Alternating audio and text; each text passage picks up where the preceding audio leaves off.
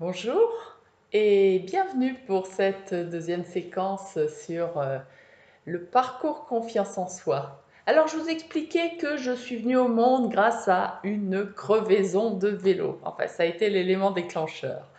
Et bien me voici. Et je suis venue au monde avec plein de fantaisie. J'étais une enfant très joyeuse, exubérante, qui criait partout. Et très vite, j'ai entendu le message sois sage. Et sois sage, ça veut dire fais pas de bruit. Alors fais pas de bruit, bavarde pas trop. Moi qui étais pipelette comme pas deux. En fait, je me plaisais beaucoup chez ma grand-mère paternelle parce qu'elle vivait seule. Et quand elle avait un interlocuteur, elle arrêtait pas de dégoiser. Et moi, ça m'allait très bien. Donc on parlait, on baratine tout le temps. Voilà. Et seulement à la maison, au bout d'un moment, je devais être saoulante et on me le faisait comprendre. Alors, je me suis très vite aperçue que c'était pas si facile que ça la communication. Et c'est pourquoi j'ai cherché très tôt des moyens pour que les gens s'entendent. C'est pour que les personnes les plus opposées puissent fonctionner ensemble. Je crois que j'ai commencé ma carrière de médiatrice alors que je ne savais pas parler, sans m'en rendre compte bien évidemment.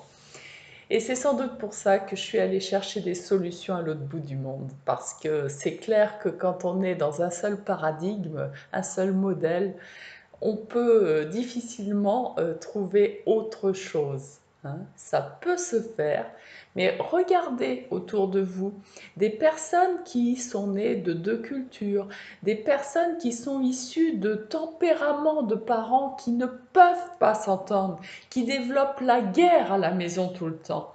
Ce sont ces personnes-là qui développent quelque chose de différent relationnellement quand elles ne se bornent pas à reproduire le modèle qu'elles ont connu dans leur enfance, bien évidemment.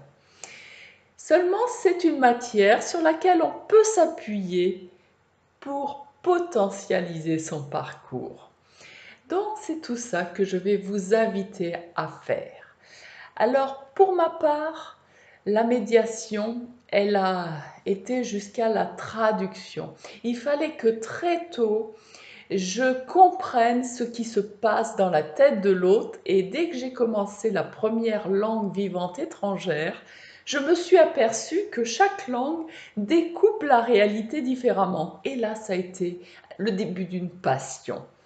Une passion de comprendre ce qu'il y avait dans la tête de l'autre. Alors mes parents ont travaillé en psychiatrie toute leur vie et je pense que la passion pour l'articulation, la mécanique du cerveau, elle a commencé très jeune. Et en même temps, à travers les langues, eh ben, j'ai découvert d'autres manières de penser la réalité. Et j'ai toujours aimé jouer avec les langues, à un tel point que quand je me suis retrouvée dans le milieu béninois où les personnes qui parlaient plus ou moins bien le français exprimaient les choses avec le naturel des enfants, je trouvais ça merveilleux.